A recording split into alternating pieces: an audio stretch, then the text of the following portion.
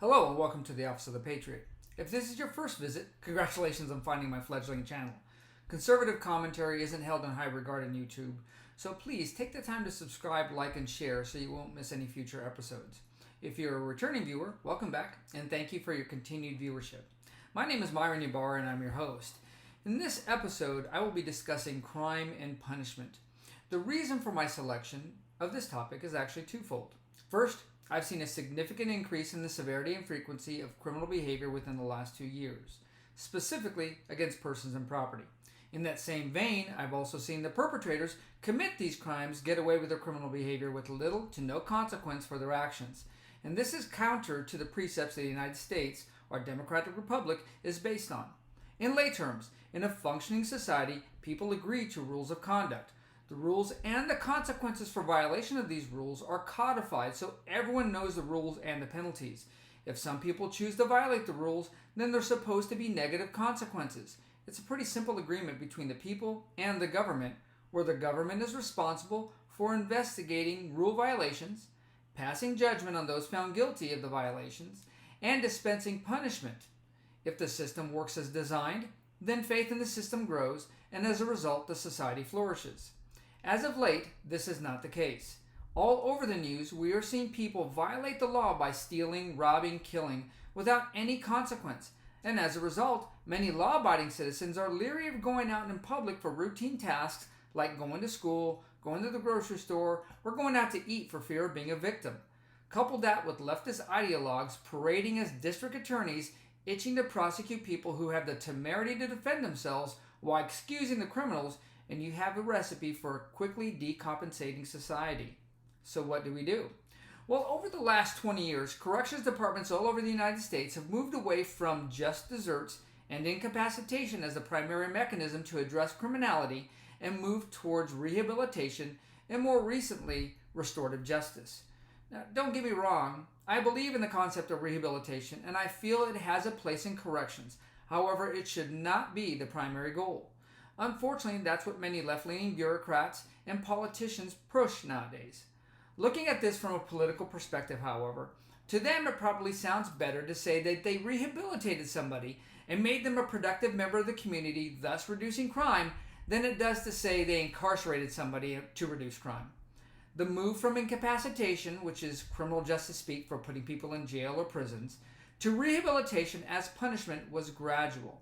The idea followed trickle-down economics philosophies where corrections departments throughout the United States invested in rehabilitative programs slowly at first, then more heavily in hopes of getting criminals to become productive members of the community. The benefit, they argued, would be reduced costs to taxpayers and a reduction in crime overall. The process to provide these rehabilitation services was called front-loading. This is where corrections departments provide rehabilitative services, education, and therapy in abundance right when the person comes into their custody.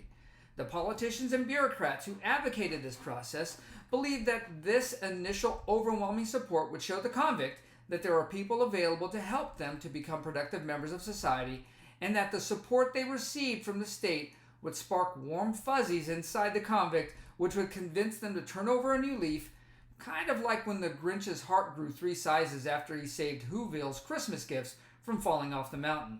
It sounds nice, but in my 29 years of being involved in this process, I observed very different outcomes than the ones projected. Plus, the reason the Grinch's heart grew was because he had to get to a point in his life where he considered the well-being of someone else before himself. And most of these people haven't put someone else before themselves in a very long time, which is why they're always in trouble with the law. Even convicts that are part of the front-loading process or part of the rehabilitative process view the state as being disingenuous, like the government's trying to bribe them out of criminality.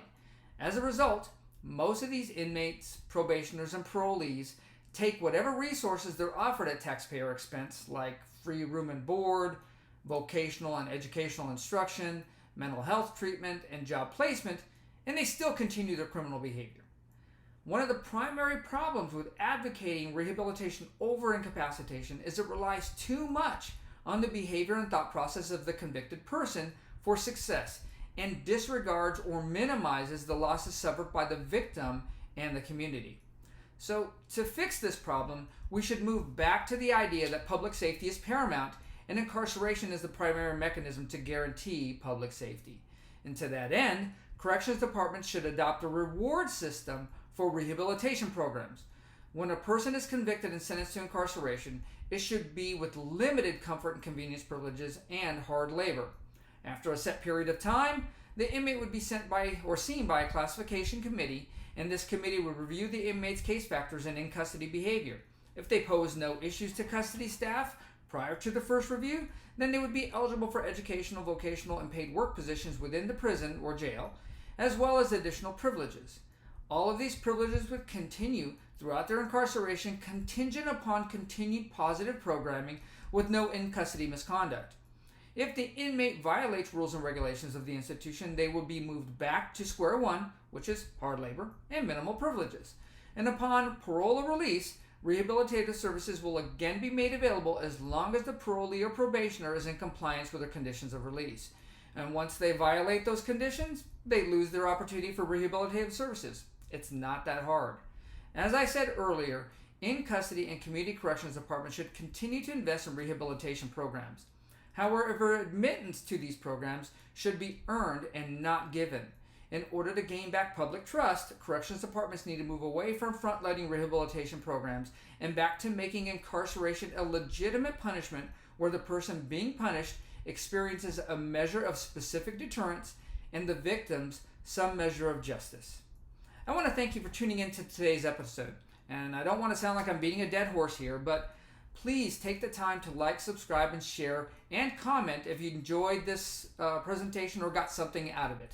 It's always appreciated. As always, have a great day and stay safe out there.